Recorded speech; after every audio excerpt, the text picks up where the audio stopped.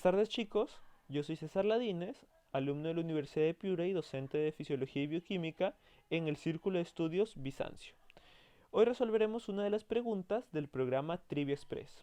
La pregunta es del examen nacional del 2011 y dice así.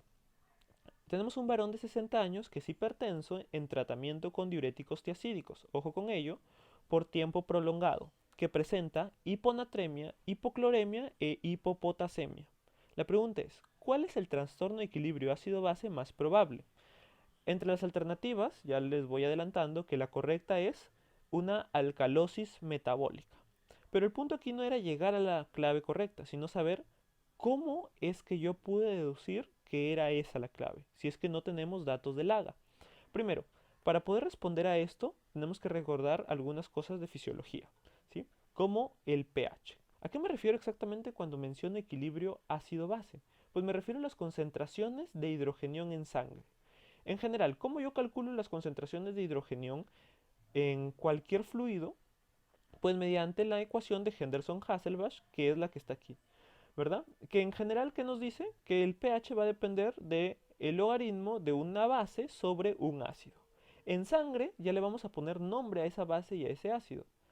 La base vendría a ser el bicarbonato, mientras que el ácido es el ácido carbónico, solo que nosotros no podemos medir ácido carbónico, así que lo calculamos de manera indirecta mediante la presión parcial de CO2 en sangre. Bien, ¿y qué nos dice esto? Finalmente nos dice que el pH depende del bicarbonato sobre CO2, ¿sí? ¿Y quién controla el bicarbonato? Principalmente los riñones, por eso es que... ¿Y quién controla el CO2? Principalmente los pulmones. Por eso es que algunos fisiólogos les van a comentar que el pH no es otra cosa que riñón sobre pulmón. Bien, entonces, ¿cómo o a qué nos referimos ya con trastornos del equilibrio ácido-base? Nos referimos a dos patologías principales, cuando el pH está muy bajo y cuando el pH está muy alto. Cuando el pH está muy bajo, decir, por debajo de 7.35, hablamos de un trastorno llamado acidosis. Ojo, realmente para decir que es una acidosis no basta con el pH, necesitamos ver las concentraciones de bicarbonato y de CO2. Sin embargo, por efectos de responder la pregunta, ya lo podemos decir desde aquí que es acidosis. Igual, lo mismo aplica para la alcalosis, ¿sí? Cuando el pH está por encima de 7.45. Bien, entonces, aquí no acaba todo. Estos trastornos yo los puedo dividir en dos tipos cada uno. Recuerden que les dije que era riñón sobre pulmón. Entonces yo puedo tener una acidosis debida al riñón o una acidosis debida al pulmón. O también dicho, una acidosis debida al bicarbonato o debida al CO2. Lo mismo para la alcalosis. Entonces yo las puedo dividir finalmente los trastornos en cuatro. Una acidosis metabólica, es decir, alteración de bicarbonato, respiratoria, alteración del CO2, alcalosis metabólica y respiratoria. ¿Sí? Cada uno de ellos con un dato pues fisiológico que es o una disminución del bicarbonato, eso generaría una acidosis metabólica, un aumento de la PCO2, que eso generaría una acidosis respiratoria. Lo mismo, o sea, la misma lógica para las alcalosis. Bien, pero aquí no termina todo. Nuestro cuerpo en general busca mantener el equilibrio, mantener una relación entre bicarbonato y CO2 y CO2 de 20 a 1. Entonces, para yo mantener ese equilibrio, si yo disminuyo el bicarbonato, mi CO2 también debe disminuir. Si yo incremento el bicarbonato, mi CO2 también debe incrementar. Y ahí viene otro tema que es el famoso tema de compensación. ¿Sí? Yo puedo hablar, cuando tengo una acidosis metabólica, de una compensación respiratoria. Es decir, si baja mi bicarbonato, mis pulmones van a empezar a botar más CO2 para disminuir la concentración de CO2. Pero la pregunta es, ¿cualquier disminución del CO2 ya se considera como una compensación respiratoria? No, deben guardar una relación. Recuerden esto, por cada mil equivalente por litro que disminuya el bicarbonato, debe disminuir 1.2 milímetros de mercurio de CO2. Y bueno, aquí les he puesto en realidad la relación de cada una de las patologías, ¿no? Tanto acidosis metabólica, acidosis respiratoria, alcalosis metabólica y respiratoria. Recuerden esos valores. Bien, eso es lo que debemos recordar para hablar de trastornos ácido-base. Sin embargo, con todo ello aún yo no puedo responder mi pregunta, porque ustedes estarán preguntando, César, pero ¿y dónde están los valores del AGA? Todo lo que me has explicado sobre equilibrio ácido-base se centra en los valores del AGA, pH, bicarbonato, CO2, pero yo no los tengo en mi pregunta. ¿Dónde está el truco para responder la pregunta? En que mi paciente usa diuréticos tiacídicos. Para ello, vamos a recordar brevemente cómo actúan los diuréticos, ¿sí? Les he traído aquí en general la información de 4 mecanismos de acción de los diuréticos. Por un lado tenemos la acetazolamida, que actúa a nivel del túbulo proximal. Los diuréticos de asa, que valga la redundancia, actúan a nivel del asa de Henle, pero de la porción gruesa, ascendente. Tenemos las tiacidas, que actúan en el túbulo distal. Y los ahorradores de potasio, que actúan tanto a nivel del distal, pero en la porción final, y al nivel del túbulo colector. En general, se llaman diuréticos porque incrementan el volumen urinario, incrementan la diuresis. ¿Y cómo lo hacen?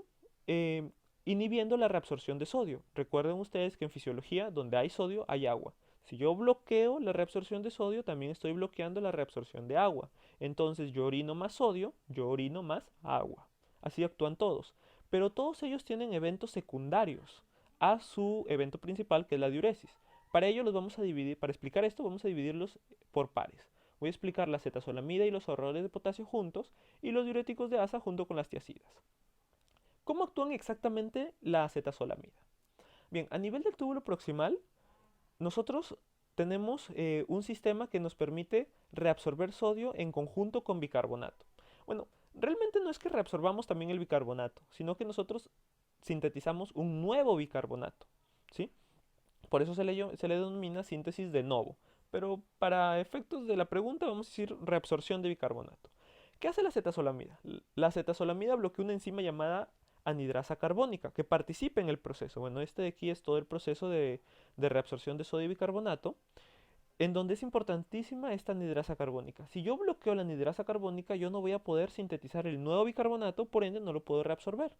Así yo bloqueo tanto la reabsorción de sodio, porque el sodio se reabsorbe finalmente junto con el bicarbonato, como ven en la gráfica, miren este sodio que entró, se va hacia sangre junto con el bicarbonato. Si yo no tengo el bicarbonato, tampoco voy a poder expulsar el sodio, ¿verdad? Perdón, reabsorber el sodio. Entonces, ojo con eso. ¿Qué va a generar finalmente la acetazolamida? Que los niveles de bicarbonato en sangre disminuyan, porque yo no estoy sintetizando nuevo bicarbonato. Entonces, si yo no sintetizo nuevo bicarbonato, y es más, estoy botando el bicarbonato que se filtró, finalmente el nivel neto, las concentraciones netas de bicarbonato en sangre van a disminuir. ¿Y eso qué genera? Si disminuye el bicarbonato, disminuye el pH. A eso se le llama acidosis. Entonces tendría una acidosis, como depende del riñón, metabólica. Recuerden eso, la acetazolamida genera una acidosis metabólica porque disminuye el bicarbonato, y se acuerdan de Henderson-Hasselbalch, disminuye el pH. En el caso de los ahorradores de potasio pasa algo similar. Nosotros tenemos el sistema, o el famosísimo sistema renina-angiotensina-aldosterona, que finalmente termina con que la aldosterona llega a las células del túbulo distal y del túbulo colector y se conecta con su receptor, el receptor de aldosterona. Este receptor de aldosterona sintetiza o estimula la síntesis de canales de sodio para la reabsorción de sodio y canales de potasio y de hidrogenión para la expulsión, para la secreción de potasio e hidrogenión. En otras palabras, ¿qué hace la aldosterona? ¿Qué hace el sistema renina-angiotensina-aldosterona a este nivel? Se encarga de reabsorber sodio, es decir, incrementar los niveles de sodio en sangre, y de botar potasio y botar hidrogenión, es decir, bajar los niveles de potasio e hidrogenión en sangre. Pero ¿qué hacen los ahorradores de potasio? Bloquean este receptor, son antagonistas de la aldosterona. Yo bloqueo este receptor, entonces yo ya no sintetizo estos canales. Ese sodio que se iba a reabsorber ya no se reabsorbe, se aumenta a nivel de la luz tubular. Y ese potasio que yo iba a botar, junto con ese hidrogenión, también se empiezan a acumular a nivel de sangre. Entonces, ¿qué pasa si yo utilizo un ahorrador de potasio? Yo incremento los niveles de protón. ¿Y recuerdan que era el pH? Eran finalmente la concentración de hidrogeniones. Si yo incremento la concentración de hidrogeniones, estaría generando una acidosis, ¿sí? Una acidosis. Bien, bueno, en realidad el pH aquí es menologaritmo, es porque cuando uno calcula el pH depende tanto del hidrogenión como del hidroxilo, pero bueno, ese es otro tema. En general, yo generaría una acidosis. ¿Por qué? Porque este hidrogenión, que es el componente ácido, se empieza a acumular, ¿sí? Y también una hipercalemia, el potasio se empieza a acumular. En pocas palabras, esto es lo que quiero que recuerden siempre cuando yo uso acetazolamida o ahorradores de potasio, el efecto sobre mi pH sanguíneo es que va a disminuir. es normal esperar eso de los pacientes que toman estos fármacos. Por otro lado tenemos los diuréticos de asa y las tiazidas. ¿Qué hacen estos? Los diuréticos de asa bloquean una bomba que es muy conocida, que es la bomba sodio-potasio 2-cloro, que está a nivel del asa gruesa de Henle ascendente, ¿verdad? Entonces, si yo bloqueo esta bomba, yo ya no voy a reabsorber ni sodio, ni potasio, ni cloro. Entonces, voy a incrementar los niveles de sodio, de potasio y de cloro que yo boto en orina, ¿sí? Es por eso que cuando yo uso un diurético de asa, los niveles de sodio, potasio y cloro, que deberían ser normales en sangre, van a disminuir. ¿Por qué? Porque los boto en orina. Recuerden de eso. Diuréticos de asa se acompañan de hiponatremia, o sea, bajo sodio en sangre, hipocalemia, o también conocido como hipopotasemia, es decir, bajo potasio en sangre, e hipocloremia, bajo cloro en sangre. ¿Por qué? Porque lo estoy botando simplemente. Pero ahí no termina todo. Tengan en cuenta que el sodio se está acumulando a nivel de la luz tumular. ¿Por qué no lo estoy reabsorbiendo? Más adelante les explicaré por qué. En el caso de las tiazidas pasa algo muy similar. Las tiazidas, ¿qué generan? Generan reabsorción de sodio y reabsorción de cloro. Bueno, perdón, inhiben la reabsorción de sodio y cloro a nivel del túbulo distal. ¿Qué generaría esto? Que incrementen las concentraciones de sodio y de cloro a nivel de la luz tubular. Por ende, bajan las concentraciones de sodio y de cloro a nivel de sangre. Es decir, genera una hiponatremia y una hipocloremia. Igual, ahí no termina todo, porque ¿qué hacían tanto los diuréticos de asa como las tiazidas? Incrementan las concentraciones de sodio en la luz tubular. Cuando llega el sodio a la porción final del túbulo distal y al túbulo colector, están esas concentraciones elevadas. Y se acuerdan que yo en estas porciones, tanto el túbulo distal, la porción final, como en el túbulo colector, tenía estas células que contenían, bueno, los canales de sodio, los canales de potasio y canales de hidrogenión. Que yo les había mencionado que cuando entraba el sodio se botaba o potasio o hidrogenión. Entonces, ¿qué va a pasar? Si yo tengo una gran cantidad de sodio a nivel de la luz tubular, yo voy a potenciar la activación de estos canales, es decir, voy a potenciar la reabsorción de sodio a nivel distal. Es decir, reabsorbo sodio a nivel distal. Bacán, hasta ahí todo chévere. Pero esta reabsorción a nivel distal de sodio también potencia la expulsión tanto de potasio como de hidrogeniones.